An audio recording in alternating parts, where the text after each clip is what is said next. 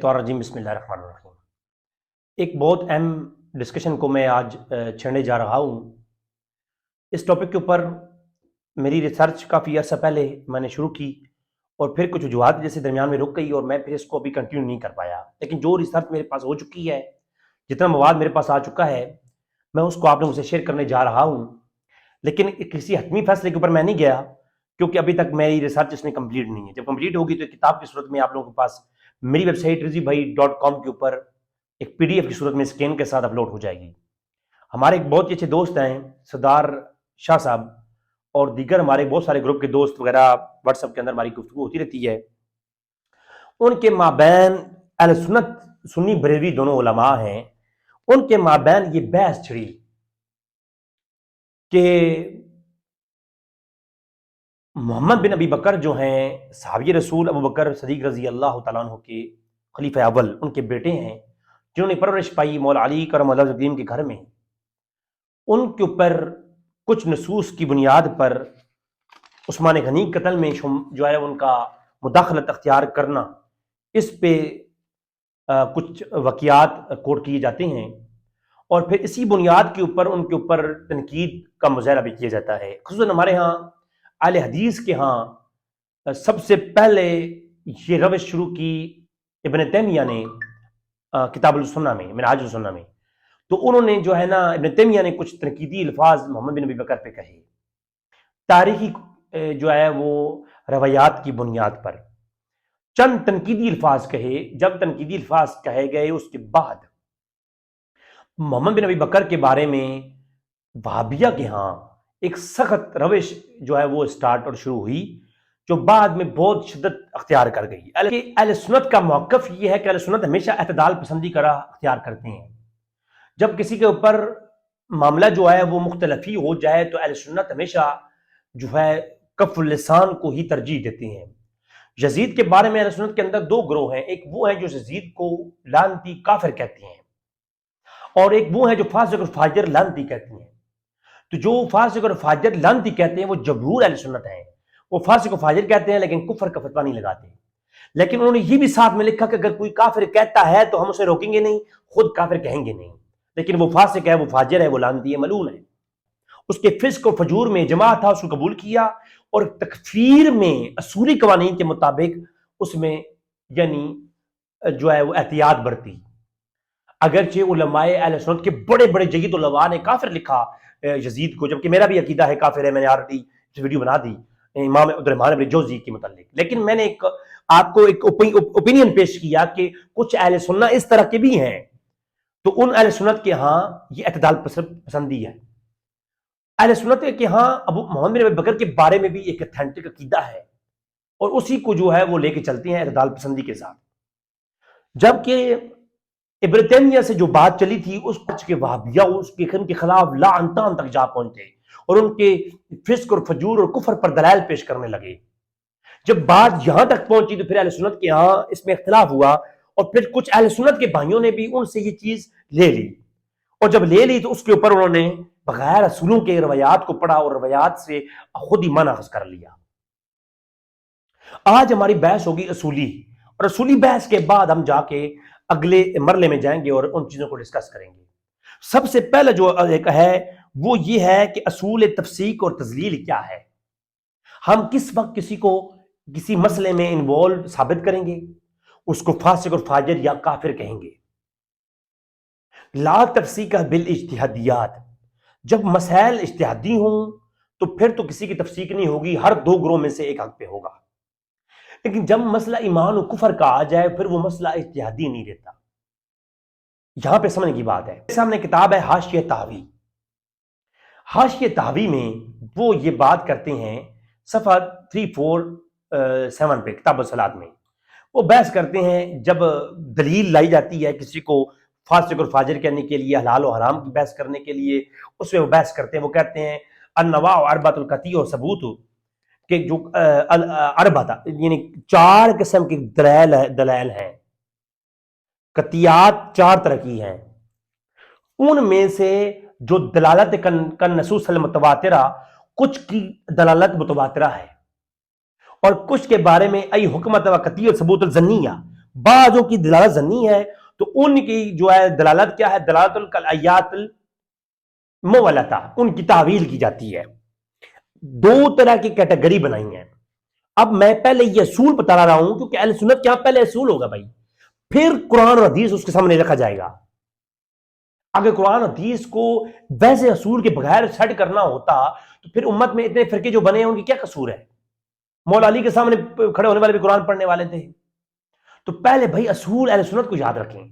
ہم کسی کو جب فاسق اور فاجر کہیں، مجھے یا آپ کو میں فاسق اور فاجر کہوں تو اس کے لیے قانون یہ ہے، چے جائے کہ کسی صحابی یا تابعی کے لیے کوئی قول کیا جائے تو اس سے پہلے تو 1000 بار سوچنا پڑے گا کہ دلیل کیسی ہے ہمارے پاس۔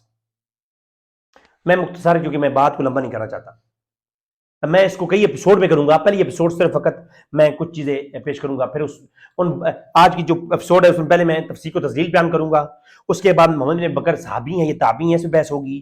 پھر عثمان غنی کی جو قتل میں مواقع کیا پیش آیا، عثمان غنی کو قتل کیا کیوں گیا، اس کے معاملے میں ان کے شہید ہونے کے پیچھے پس منظر کیا تھا، یہ اس کے بعد اگلی ایپیسوڈ کے بعد اس میں یہ آئے گا جو روایات محمد بن بکر کے خلاف ہیں وہ کون کون سی ہیں، ان کی سندی حیثیت کیا ہے، ان کے بارے میں ہمارے علماء نے کیا قول کیے ہیں، اور پھر آخر میں قتل محمد بن بکر، ابو بکر کو قتل کیوں کیا گیا، اس کے اسباب کیا تھے۔ یہ ساری 5 ایپیسوڈ پر مشتمل یہ گفتگو میری ہوگی۔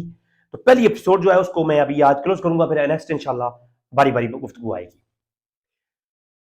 تو کہتے کیا ہے امام طحاوی کا جو یہ حاشیہ طحاوی ہے نا، طحاوی پہ جو حاشیہ ہے علامہ اسماعیل محمد بن اسماعیل الطحاوی کا، وہ کہتے یہ ہیں کہ بھائی دلالت 4 طرح کی ہے۔ سب سے پہلے دلیل جو ہوگی وہ دلالت قطعی و دلالہ قطعی و ثبوت ہوگی۔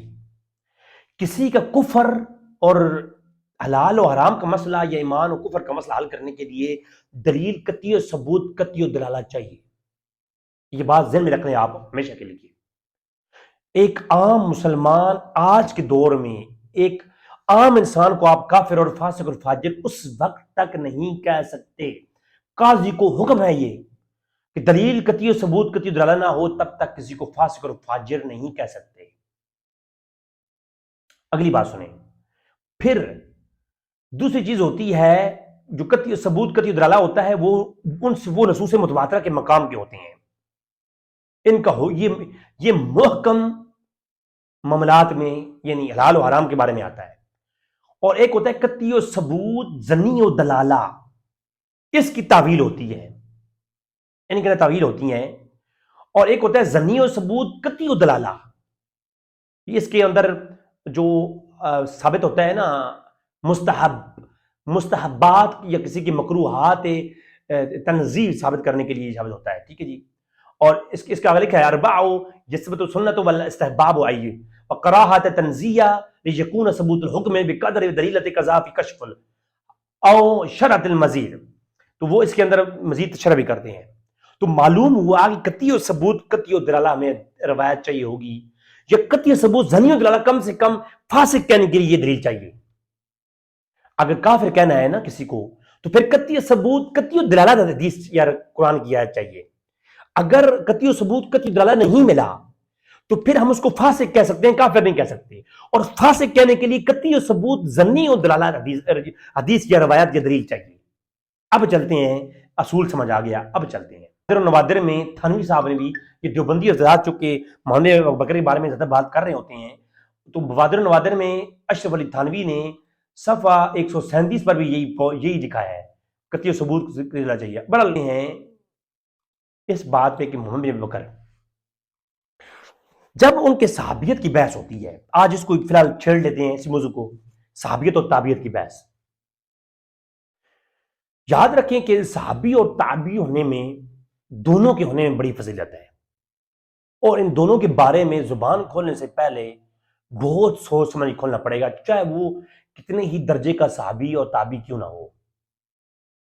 اسی لیے تابعی کی تفسیق اور تذلیل پر نصوص قطعیہ ہونا ضروری ہے، اگر نہیں ہے تو پھر اسی لیے علماء نے، میں نے بتایا نا کہ بڑے بڑے لوگ جن کے حصے میں آل بیت کا خون آیا، ان لوگوں کے بارے میں بھی جو ہے نا وہ کفر کا لفظ لکھتے ہوئی کام پہ ہیں، وہ کہیں غلطی سے غلط نہ ہم فیصلہ کر دیں۔ پھر اس کے چیلے چموٹوں کے بارے میں تو ویسے بھی تفسیر و تفصیل کے فتوے ہیں. اچھا، اب جو چیز سمجھنے کی ہے وہ یہ ہے کہ جب محمد بن ابی بکر کی بات آتی ہے تو ہمیں یہ دیکھنا ہوگا کہ ان کو جو ہمارے متقدمین علماء ہیں وہ ان کو کیا سمجھتے تھے، ان کو جو عزت دیتے تھے وہ کس معیار کی دیتے تھے. تو میری جو ریسرچ ہے، میں دلائل تو آگے آ رہے ہیں ابھی، تو میں نے نچوڑ نکالا وہ یہ نکالا کہ وہ ان کی عزت اور رسپیکٹ اور تکریم اور احترام اور مقام صحابیت کا دیتے، اور روایت میں ان سے حدیث لینے میں ان کو تابعیت کے مقام پر رکھتے. اور تابعین کے اندر بھی کئی طبقات ہیں، جیسے صحابہ میں طبقات ہیں، تابعین میں طبقات ہیں، طبقہ اولا، طبقہ ثانیہ، طبقہ ثالث، طبقہ اربعہ، خمسہ، ستہ، سبعہ، طبقے تک تو تابعین کی کیٹیگری آتی ہے. میں نے آج سے 11 سال پہلے ایک مرسل روایت کے اوپر ایک لیکچر اپلوڈ کیا تھا اپنے طالب علمی دور میں. اس میں نے طبقات گنوائے تھے تابعین کے. تو طبقہ جو محمد بن ابی بکر ہیں وہ محمد بن سیرین اور ابو سفیان ثوری وغیرہ کے جو لوگ ہیں نا، ان کو ہمیشہ طبقہ اولا میں رکھا گیا. اس میں اجماع ہے کہ تابعین میں طبقہ اولا میں محمد بن ابی بکر آتے ہیں. اور پھر وہ صحابہ جن صحابہ سے تابعین نے سب سے زیادہ قرب، جن صحابہ کے ساتھ، ایک تو وہ تابعی تھا جو شام سے گیا یا کہیں دور سے گیا، کسی صحابی کے پاس 2 دن رہا، 3 دن رہا، حدیث سماعت کی، وہ تابعی ہو گیا. لیکن کچھ تابعی وہ ہیں جنہیں زندگی بھر جو ہے وہ صحابہ کے بچے تھے، وہ بیٹے ہی صحابہ کے تھے اور ساری زندگی ہی صحابہ کے ساتھ گزاری ہے. تو ان کا جو درجہ ہے وہ اولو العزم ہے تمام تابعین میں. شرط صرف یہ ہے کہ ان کے اوپر قطعی دلیل کوئی نہ ہو ان کی کسی فسق اور فجور پر. یہ بات ذہن میں رکھیے، فسق و فجور پہ کوئی قطعی دلیل نہ ہو. پھر اس کے بعد حضور نے فرمایا میرے سب سے بھلا زمانہ میرا ہے، پھر بعد والوں کا، پھر بعد والوں کا، پھر بعد والوں کا. تو ان میں جب ذکر آتا ہے تو تابعین اولو العزم جو ہیں وہ متفقہ طور پر وہ کوٹ کیے جاتی ہیں. تو حیران کن بات یہ ہے کہ جب بھی ہمارے ائمہ اہل سنت جب محمد بن ابی بکر کو ڈسکس کرتی ہیں، اس پہ بات کرتی ہیں اپنی اسماء اور رجال کی کتابوں میں، تو وہ جب صحابہ کا ذکر کرتے ہیں نا، جب آپ کوئی بھی کتاب اٹھا لیں، کچھ کتابیں تو فقط لکھی ہی حالات صحابہ پہ گئی ہیں، ان میں محمد بن ابی بکر کا ذکر ہے اور وہ صحابہ کی لسٹ میں ہے. لیکن حیرانگی کی بات یہ ہے کہ کچھ کتابیں جو کہ روات کے کیٹیگری میں لکھی گئیں، ان میں ایسا طریقہ رکھا گیا کہ پہلے صحابہ کا ذکر، پھر تابعین کا، پھر تبع تابعین کا، پھر فلاں فلاں، اس طرح. تو انہوں نے بھی جب ڈسکس کیا تو محمد بن ابی بکر کو جو ہے صحابہ کی لسٹ میں ان کا ترجمہ الباب قائم کیا. جب ترجمہ ہوتا ہے نا اسماء الرجال کتابوں میں فلاں کا ترجمہ، فلاں کا ترجمہ، تو محمد بن ابی بکر کا ترجمہ الباب جو قائم کیا گیا، متفقہ طور پر سارے لوگوں نے ان کو صحابہ کی لسٹ میں ہی ڈسکس کیا. ٹھیک ہے، اور روایت کرنے میں سب نے سکہ راوی اور سب کچھ، اس میں کوئی اختلاف نہیں ہے. تنقیدی لفظ کسی بھی میری نظر میں نہیں گزرے، کسی شاعر نے اس پہ لکھے ہوں. میں چند ایک والا جات آپ کی خدمت میں پیش کر دیتا ہوں. سب سے پہلے میرے سامنے ہے الوافی بالوفیات، بالوفیات، علامہ صفدی کی کتاب ہے. ابن ایبک صفدی جو ہیں وہ صحابہ کرام کی لسٹ جب لکھ رہے ہیں تو اس میں آ کے ذکر کرتے ہیں شروع میں ہی، جہاں ابن ابی بکر ذکر کرتے ہیں وہاں پہ کرتے ہیں. تو وہ جناب الف کی جو ہے لسٹ میں ہی کہتے ہیں کہ ابن ابی بکر صدیق محمد بن ابی بکر صدیق رضی اللہ تعالی عنہ. کیا لکھا؟ رضی اللہ تعالی عنہ لکھا. علامہ صفدی نے ان کو صحابہ کرام کے لسٹ میں شامل کیا اور یہ لکھا، اور ان کے بارے میں حالات صحابہ بتائے، جیسے صحابہ کرام کے حالات بتائے جاتے ہیں سیم اس نے ڈسکس کیا. کہا کہ جرت العادت عند الجماعت المحققین ان يرد مثل هذا الاسم ہن، کہتے ہیں کہ ولدته اسماء بنت امیس فی حجۃ الوداع، کہ حجۃ الوداع کے موقع پر اسماء بنت امیس سے وہ پیدا ہوئی ہے، محمد بکر کے بیٹے ہیں. اور روا عنہ نسائی ابن ماجہ، ان سے روایت کیا ہے نسائی نے، ابن ماجہ نے. اور وہ توفیہ 37 مقتولہ، اور قتل کیا گیا ہے ان کو 37 مقتول کے اوپر ہم بحث آخر میں آخری قسط ہماری اس پہ ہوگی. اور فکان فی حجر العلی ابن ابی طالب لم تزوج امت التولیہ والتربیہ، کہ جب وہ پیدا ہوئی ہے تو مولا علی نے ان کی ماں سے اسماء بنت امیس سے نکاح کیا اور ان کی تعلیم اور تربیت مولا علی نے کی ہے. اب مولا علی کی تعلیم و تربیت میں مجھے کوئی شک نہیں ہے، کم سے کم مجھے شک نہیں ہے، میرے لیے ایک یہ دلیل کافی ہے جس پہ اجماع ہے، ہر شارع نے اس پہ اتفاق کیا ہے، ہر شارع نے اس پہ اتفاق کیا ہے، دلیل قطعی ثبوت نہیں ہے یہ، لیکن تمام شارحین اس پہ اتفاق کیا انہوں نے کہ، اور اس پہ یونیورسل ٹروتھ ہے۔ اچھا ایک اور مزید بات، میں پھر وہ اس تحقیق میں جانا چاہتا، وہاں پہ جب میں نے آپ کو حاشیہ تابی پڑھایا نا، وہاں پہ یہ بات لکھی ہوئی ہے کہ جب خبر متواتر ہو جائے، ایک جملہ متواتر ثابت ہو جائے، اس پہ یونیورسل ٹروتھ ہے کہ اسمہ بنت امیس، اس پہ اسلام کے جتنے بھی فرقے ہیں سب کا اتفاق ہے کہ اسمہ بنت امیس ابوبکر کے وفات کے بعد ان کا نکاح مولا علی سے ہوا، اور مولا علی نے محمد بن ابوبکر کے جو ہے نا وہ ساتھ کے ساتھ جو ہے مولا علی کے گھر آ گئیں، اور مولا علی سے نکاح ہوا اسمہ بنت امیس کا، اور مولا علی نے اپنا بیٹا بنا کے رکھا محمد بن ابوبکر کو۔ اس پہ کسی کا اختلاف نہیں ہے، جو محمد بن ابوبکر کو نہیں مانتے نا وہ بھی یہ بات مانتے ہیں کہ علی کا بیٹا بن کے رہا ہے محمد بن ابوبکر۔ تو یہ جب بات ثابت ہو جائے تو کسی کے لیے اس کے ایمان کی ثابت کرنے کے لیے میرے نزدیک یہ کافی ہے۔ ٹھیک ہے جی، تقریب اور تہذیب ہے، جلد نمبر 2 میں انہوں نے بھی یہ لکھا 5762 نمبر میں، کلر نے ان کو بھی دیکھا تو رسول اللہ کی برگاہ میں حاضری کا شرف حاصل ہوا، اور 37 ہجری میں یہ قتل ہوا، اور مولا علی ان کی تعریف فرمایا کرتے تھے۔ پہلی دلیل یہ آئی کہ انہوں نے ہے کہ اصول تو میں نے یہ پیش کیا کہ قطعی و ثبوت، قطعی و دلالہ چاہیے، لیکن میں جو بات کر رہا ہوں فضیلت کر رہا ہوں، اور فضیلت میں شارحین کے قول جو ہے وہ لیے جاتے ہیں۔ اچھا تو مولا علی ان کی تعریف کیا کرتے تھے، مولا علی نے ان کی تربیت کی، پہلا سعودی کا قول۔ دوسرا اور رضی اللہ بھی کہا، یہاں پر بھی کہا کہ وہ رسول اللہ کی روت کا ان کو شرف حاصل ہے، تعریف کی ہے۔ اس کے بعد یہ ہے میرے سامنے تاریخ و ثقات ہے۔ تاریخ و ثقات میں کہتے ہیں کہ محمد بن بکر جو ہیں تو صحابہ کرام کی فہرست میں محمد بن بکر کا ذکر کرتے ہیں، اور کہتے ہیں کہ وہ ذکر کر رہے ہیں صحابہ کرام کی فہرست میں، اور کہتے ہیں لم یکن لہو صحبت، لیکن ان کو رسول اللہ کی صحبت اختیار کرنے کا شرف حاصل نہیں ہوا۔ ظاہر سی بات ہے وہ بچے تھے، رسول اللہ وفات پا گئے، بچپنا تھا۔ ہمارا یہ دعویٰ نہیں، یا کسی کا یہ دعویٰ نہیں ہے کہ وہ رسول اللہ کی صحبت میں بیٹھے ہیں، کسی کا یہ دعویٰ نہیں، ان علماء کا بھی دعویٰ نہیں۔ یہ احترام مند ان کو صحابی قرار دیتے کیونکہ وہ رسول اللہ کے جو ایک قدر صحابی کی، رسول اللہ کو انہوں نے دیکھا ہے، اور اللہ کے رسول نے ان کو دیکھا ہے، کیونکہ ایمان کے ساتھ انہوں نے دیکھا رسول اللہ کو، اور رسول اللہ نے بھی ان کو دیکھا جب وہ ایک صحابی کے بیٹے ہیں، اور پھر وہ ایک جلیل القدر صحابی اہل بیت کے ہاتھوں میں بڑے ہوئے ہیں۔ تو یہ دونوں چیزوں کو مد نظر رکھتے ہوئے علماء نے کیا کیا، ان کی فضیلت کو برقرار رکھا۔ علامہ ولی الدین تبریزی عبداللہ ابن عبداللہ خطیب البغدادی صاحب مشکات شریف، صاحب مشکات شریف جو ہے وہ اوپر لکھتے ہیں، حالات صحابہ کا چیپٹر قائم کرتے ہیں، اس میں لکھتے ہیں کہ محمد بن بکر صدیق آپ کنیت کا ابوالقاسم تھی، حجت الوداع میں جو ہے وہ پیدا ہوئے، اور آپ کی والدہ اسمہ بنت امیس تھیں جو ہے نا، اور بعد میں امیر معاویہ کے ساتھ جنگ و جدل میں انہوں نے حصہ لیا اور شہید ہوئی، قتل کیے گئے۔ ٹھیک ہے، اور یہ جو ہے نا اس کا ترجمہ کیا ہے احمد یار خان نعیمی رحمۃ اللہ علیہ نے، بریلویوں کے عالم دین ہیں، اور آج کے بریلویوں سے اللہ تعالیٰ معاف فرمائے، یہ پرانے عالم دین ہے، اس کا نام اس لیے میں نے لے لیا۔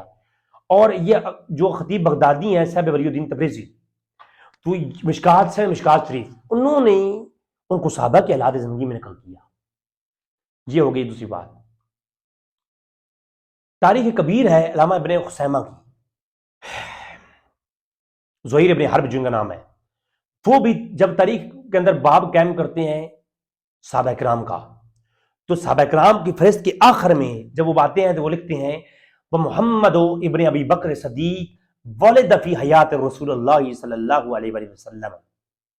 پھر آگے وہی والی روایتیں لے کے آتے ہیں سند کے ساتھ کہ ابن عمر ان نافع ان ابن عمر ان ابا بکر حرج حاجن مع النبی صلی اللہ علیہ وسلم ومع اسماء بنی امیس حتی اذا کان بزی، کہ وہ وہی والا واقعہ پیش کرتے ہیں کہ وہ کیسے نکلے، اور پھر انہوں نے اس کا ذکر کیا، بنت امیس کا بھی جو ہے نا وہ اچھا ذکر، اور پھر ان کے بیٹے کا بھی ذکر، اور پھر مولا علی کے ساتھ نکاح کا ذکر، پورا یہاں روایات لے کے آئے ہیں جو ابن عمر سے، نافع کی راستے سے،